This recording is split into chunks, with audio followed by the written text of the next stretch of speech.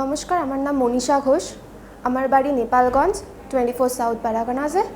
আমি 2024-এর MTS-এ ESIC ডিপার্টমেন্টে চাকরি পেয়েছি।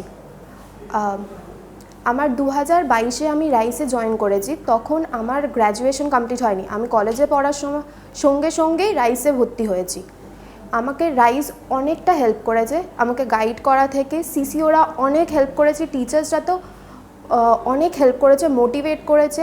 রাইসের স্টাডি মেটেরিয়ালস, রাইসের হ্যান্ড আউট, নোটসগুলো, এক্সট্রা ক্লাসেসগুলো আমাকে অনেক হেল্প করেছে।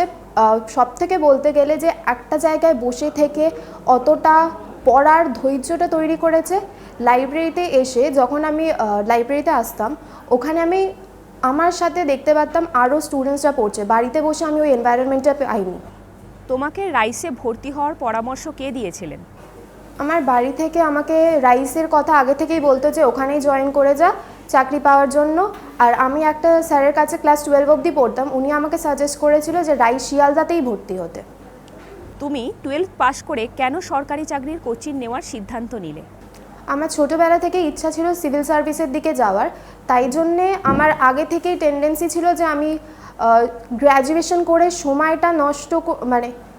সময়টা ওখানে না কাটিয়ে আগে থেকে যদি আমি প্রিপারেশনটা রাইসের সাথে করতে পারি, তাই জন্যে আমি আগে থেকেই জয়েন করে নিয়েছি। কলেজের পড়া ও রাইসের কোচিংয়ের পড়া দুটো পাশাপাশি কি করে চালিয়ে যেতে? আমার যেহেতু মর্নিং কলেজ ছিল, তো আমি মর্নিংয়ে ওখানে ক্লাস করে তারপরে রাইসে ওয়েডনেসডে থার্সডে করে আসতাম। আর ফোকাস, মেন্স এই ক্লাসগুলো আমি কন্টিনিউ করেছি আমার কলেজের সাথেই। যারা এইচএস পাস করেছে তুমি তাদের উদ্দেশ্যে কি বলবে? হ্যাঁ, আমি বলবো যদি তোমার ইচ্ছা থাকে যে তুমি একটা সরকারি চাকরি পেতে যাও, আগে থেকে স্টার্ট করে দিয়েই বেটার, কারণ এখন কম্পিটিশন খুব হাই। রাইস শিয়ালদা সিটি অফিসে কেন ভর্তি হওয়ার সিদ্ধান্ত নিয়েছিলে? আমি যখন রাইসের মেন ক্যাম্পাসে এসেছিলাম শিয়ালদায়, তখন আমি ফার্স্ট দিন যখন আসি, আমি তখন দেখি যে অনেক স্টুডেন্ট এখানে পড়াশোনা করছে। তাদের সাথেও আমি কথা বলেছিলাম যে তারা আমাকে বলেছিল যে এখানে খুব ভালোভাবে টিচাররা অ্যাটেনশন দিয়ে পড়ায়, মানে সবকটা স্টুডেন্টকে ইন্ডিভিজুয়াল অ্যাটেনশনটা দেওয়া হয়। আর সিসিওরা, SRO সবকটা টিচার অনেক মোটিভেটিং, তাই জন্য আমি এখানে ভর্তি হয়েছি। রাইসের শিক্ষকেরা তোমাকে কতটা সাহায্য করেছিলেন? সব থেকে প্রথমে বলতে গেলে যে এই প্রসেসটা অনেকটা টায়ারসাম প্রসেস, এখানে পেশেন্স থাকাটা খুব দরকার, তাই জন্য।